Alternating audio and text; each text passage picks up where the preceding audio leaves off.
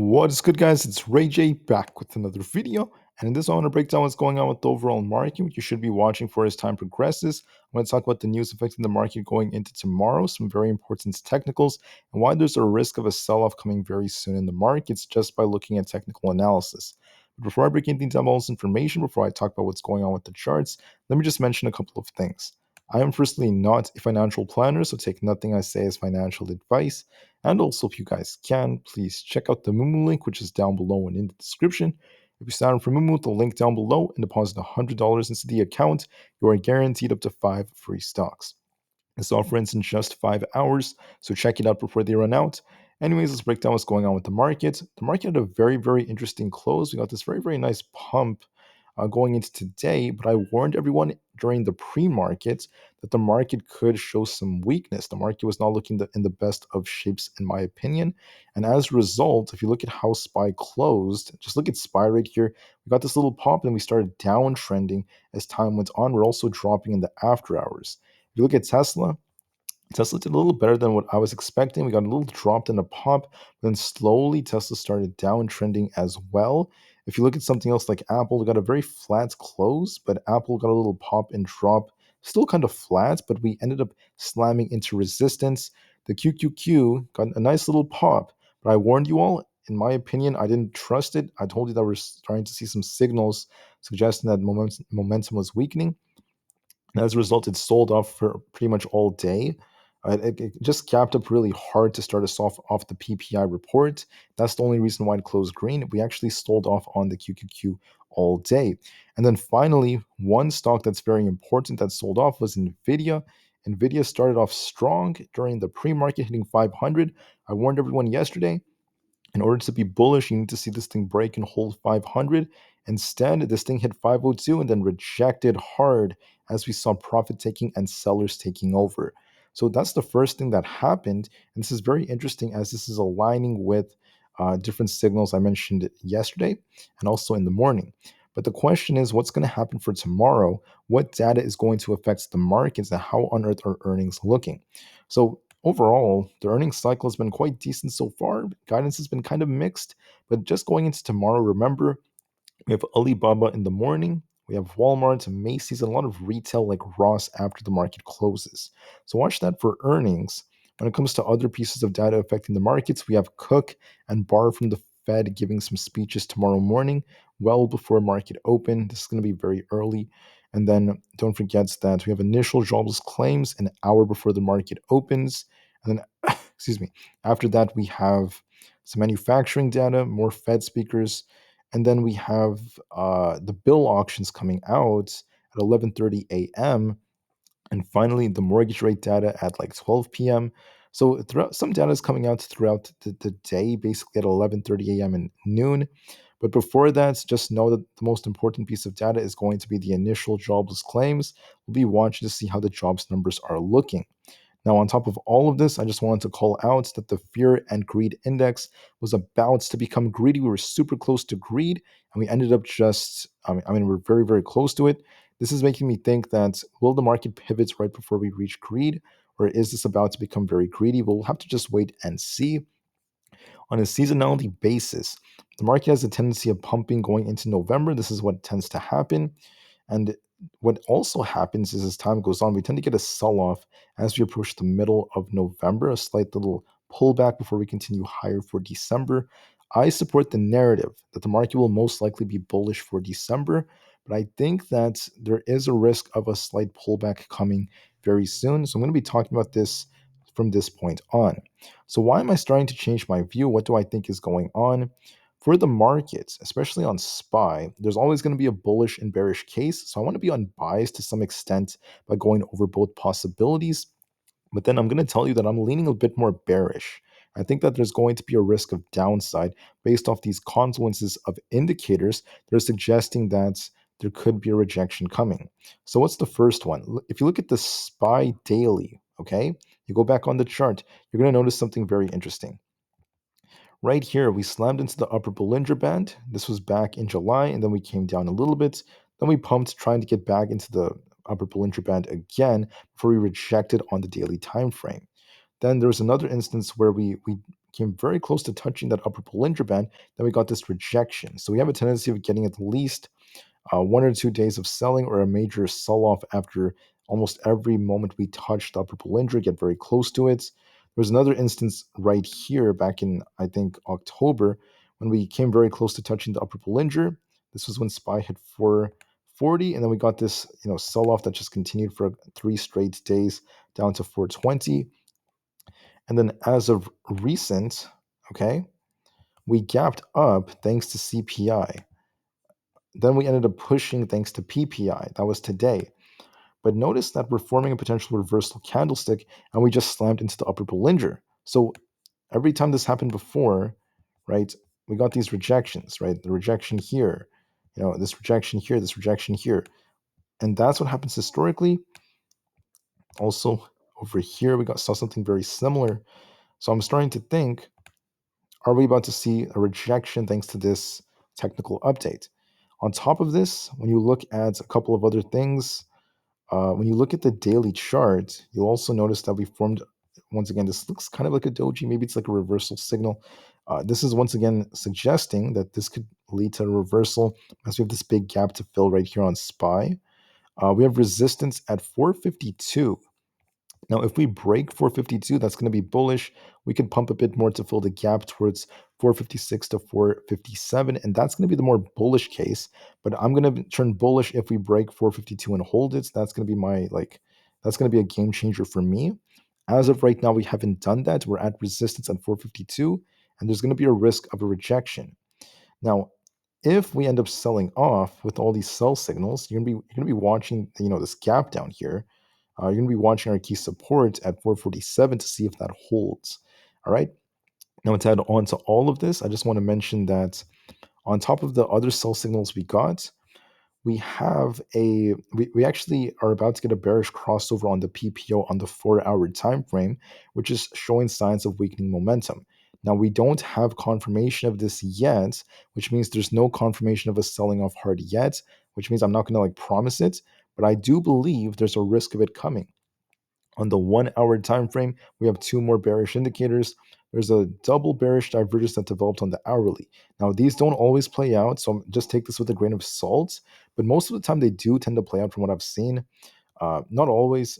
In this case, it's developing, so that's just another red flag when it comes to this rally. And then we have a head and shoulders on the hourly. If you look at SPY, we have a head and shoulders on the hourly time frame. This left shoulder here, the head and the right shoulder.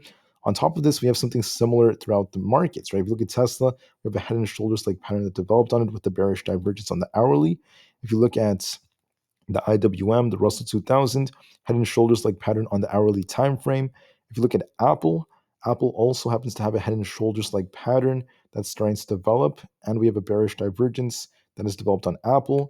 Nvda did not necessarily have it, but it already got this big rejection, and it's starting to look a little weaker relative to before. And then on top of all of that, look at the QQQ. We have the same thing as SPY developing, a head and shoulders pattern.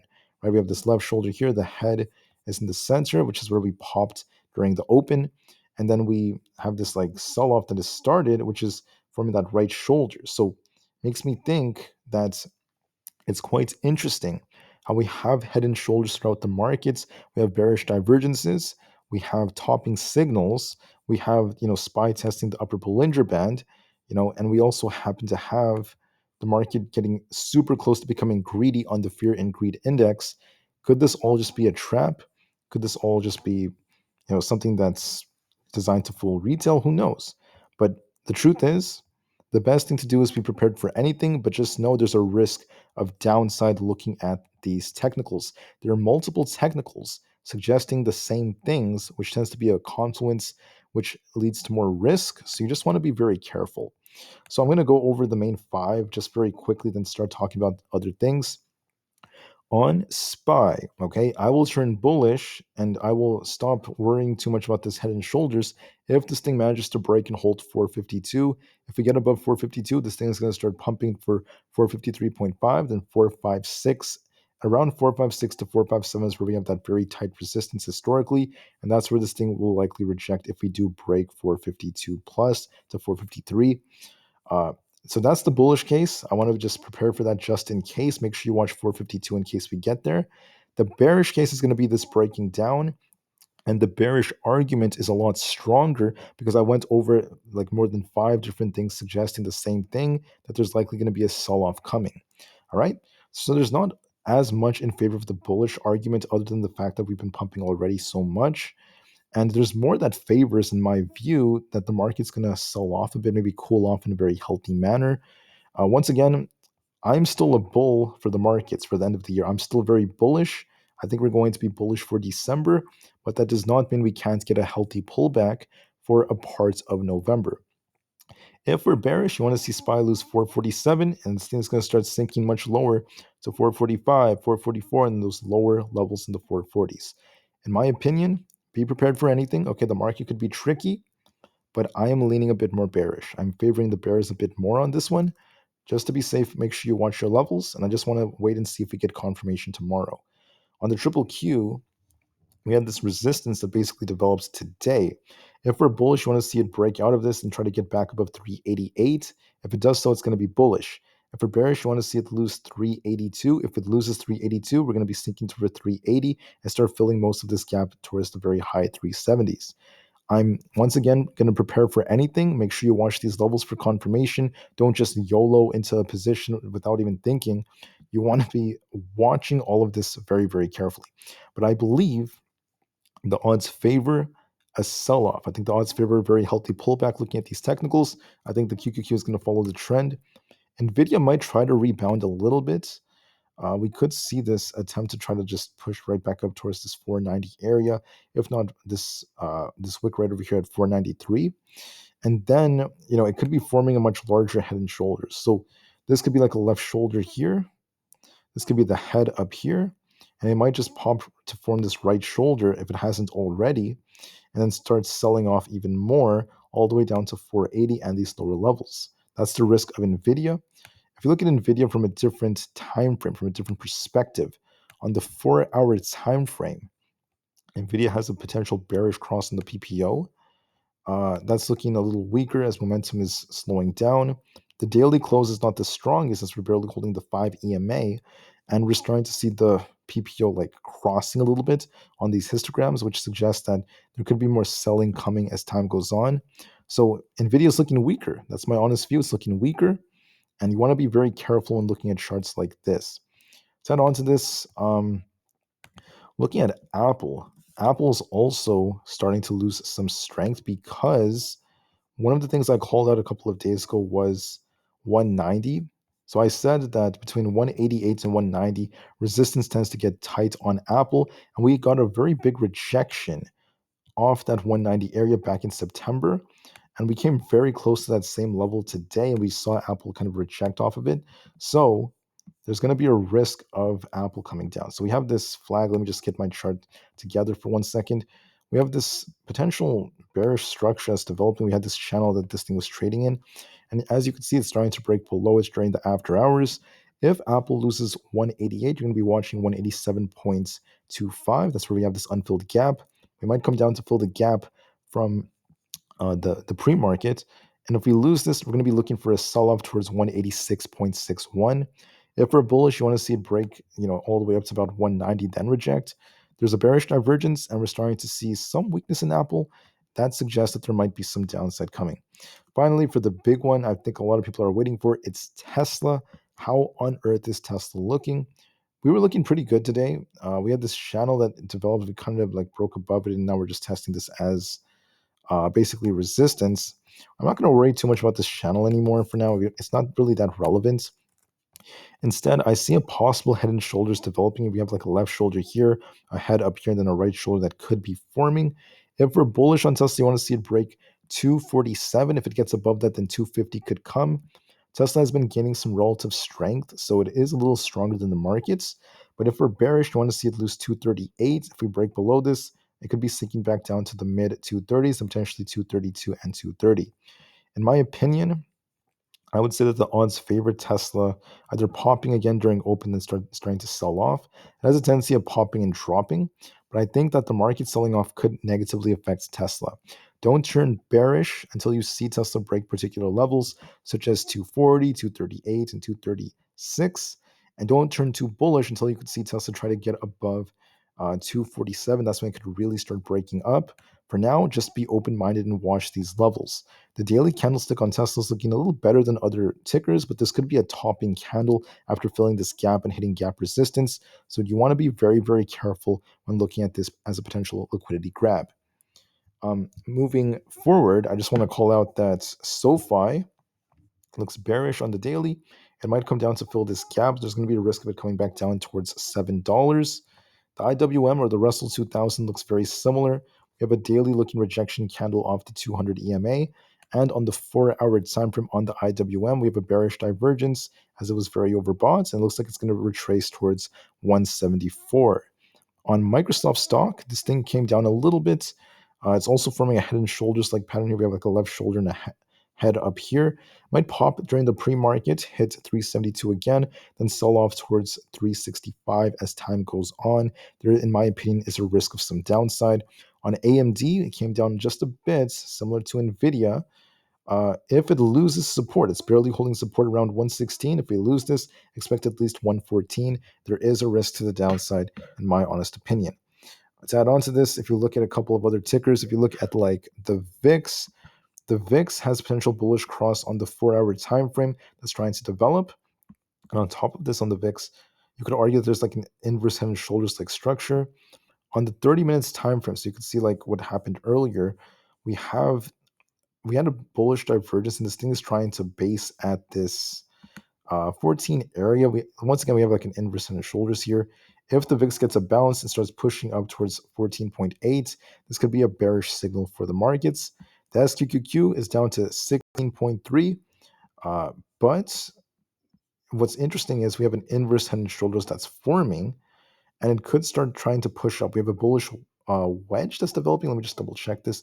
Looks like a bullish wedge. I think it might try to fill this imbalance and go up to 17.3 again because of the QQQ potentially selling off. On Coinbase, okay, Coinbase got a nice pump, holding up decently, but please note that Coinbase once again has like a head and shoulders up here. If it breaks 100, it could still remain bullish. If it rejects off of this area, we might see it sell off towards 95. I'm going to be watching this very carefully. There's going to be a risk of some downside. For Google right now, it's not looking the best. It's kind of flat right now. I was trying to get close to that 140 area. There's a chance that Google might outperform the market and get one more pop. It could hit 140 then reject, or it could be popping just a little bit more before we get to that rejection. The daily is just looking kind of flat. So if you look at the daily, it's trying to fill this gap up here. It could pop a little bit more. We could see like 139 to 140 then a rejection, unless it rejects here. I mean, if it rejects here and we see this thing lose 135, then it's going to come down towards like 133. In my opinion, there's not much of a signal of Google selling off, so it has some strength to it. So we'll just have to see which way it breaks. If 135 breaks, expect 133, or if it breaks above the high from today, we could be seeing 139 then rejection. Either way, I see a pop and drop or a drop from here. Amazon's looking weak on the daily time frame. We're actually losing some momentum. We have a bearish looking daily candle. Might come down to complete this structure, and I think that we could see Amazon start retracing towards 140 as time goes on. I think the 4-hour is already like turning bearish, very similar to Nvidia's, and I think that's 139 to 140 is going to be a level to watch for. I think we could be coming down very soon. Meta pumped a little bit more, hitting 340, but it's trying to reject. If it loses 330, expect it to come down to 323. And on the hourly time frame, don't forget we have this bearish looking structure right over here. I think that the odds favor it kind of downtrending a bit and getting a very healthy pullback. So I'm seeing downside potential throughout the markets for most tickers. Google has some strength to it, so we'll just have to wait and see on that. But just know that there's a risk to the downside. Be open-minded and wait for the levels to pan out before turning too bearish or bullish, guys. Do not blame me if things don't always work in your favor. But I just want to let you know, watch your levels, wait and see if we get those breaks. And based off the indicators and the different things we're seeing on the different time frames, the odds are favoring the bears a little bit more for a very healthy style pullback. We'll see if the market could try to break resistance, because I could always flip to bullish if we do break, for example, 452 on SPY. But I'm not really leaning in the direction of that happening. I think that more signals suggest that it's going to fail instead and end up failing. So I hope that's as clear as possible, guys. Make sure you watch your levels and just know the odds favor the downside, just looking at the current technicals. All right. So thank you for listening. Have a great day, and I'll see you guys very soon. Thanks again, and peace out.